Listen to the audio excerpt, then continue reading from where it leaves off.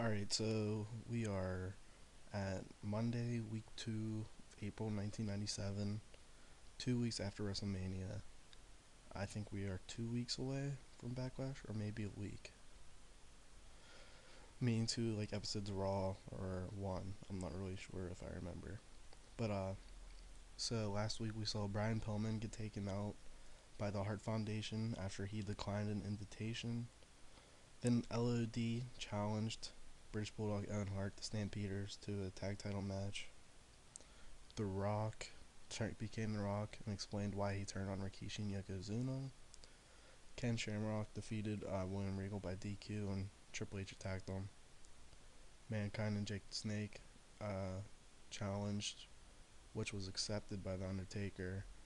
And it's going to be 2-on-1, Mankind, Roberts versus Undertaker. HBK defeated Ahmed Johnson in the main event, only for Psycho Sid to attack him after the match. And you're going to see some more going on with that feud, possible feud. Here Stone Cold cuts a promo explaining why he wasn't here last week and pretty much calls out Bret Hart, who doesn't respond. I don't think Bret Hart appears in the show, and that could be Stone Cold calling him a coward and stuff like that. But Stone Cold's in the ring when Shawn Michaels, Psycho Sid, and Goldust all come out after so many minutes each, and they argue over who should be #1 contender. Goldust is in here to take the pin. Obviously, not gonna say who beats him. It's either Stone Cold or Shawn. But yeah, Goldust is in there to take the pin. Plus, it keep them relevant in the eyes of the fans. Cause I don't know, maybe they won't remember that Psycho Sid beat him at WrestleMania. Right after that, The Rock gets his first singles victory over Savio Vega, but it's only by when Rikishi attacks The Rock in match. Rikishi's very pissed off and upset. Okay, then after that, Triple H calls out Ken Shamrock to come out and get in his face, and they end up brawling. Triple H starting to show the character he will become, being aggressive, being brash, showing a lot of balls.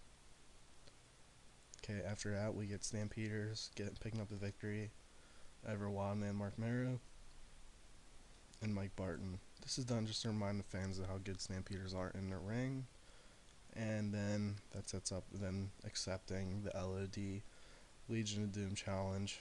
So at Backlash, it's going to be LOD versus Stampeders for the tag titles. Following that, Mankind and Jake the Snake cut a promo on Undertaker, saying he better find a partner or they're gonna wipe the floor with him, kick his ass, whatever. I think this two clash together well. And just picturing promos next to these guys having promos next to each other, it's very exciting to me and kind of seems a lot of very interesting, a good possibility of working well.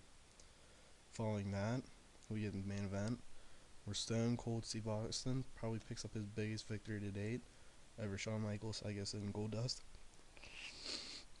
Excuse me. Every time you on. So yeah, Stone Cold pins Goldust, and then this continues Shawn Michaels and Psycho Sid. And Goldust, he's a mid-card face, which I desperately need right now, so he's not going anywhere.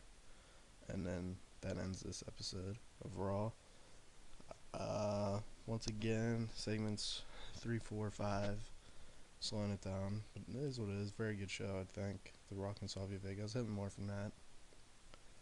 But nothing to be disappointed about. You're going to see Bret Hart. I think Bret Hart and Stone Cold are having a confrontation next week. I might hold it off another week, but I think they're going to have a confrontation next week. Maybe Stone Cold calls him out and Bret doesn't answer. Uh-oh.